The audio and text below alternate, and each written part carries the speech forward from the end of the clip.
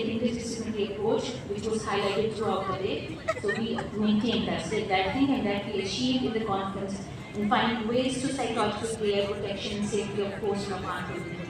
Collaboration between academic sector, governmental and developmental sector got strengthened in this conference. Again, credit goes to IIM for taking this initiative, and now our universities.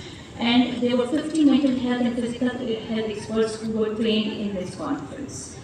We advocated in promoting better attitude towards Afghan people and how to address challenges and issues that natives face in the hosting process to promote a more positive attitude and an environment based on cooperation, empathy, and care.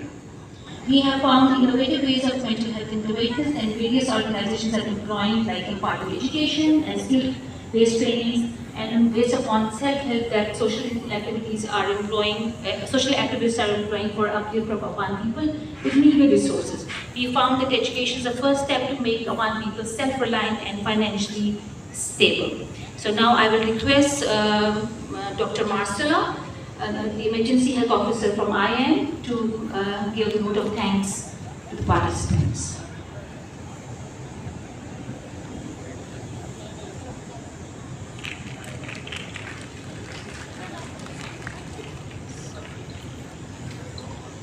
Thank you very much.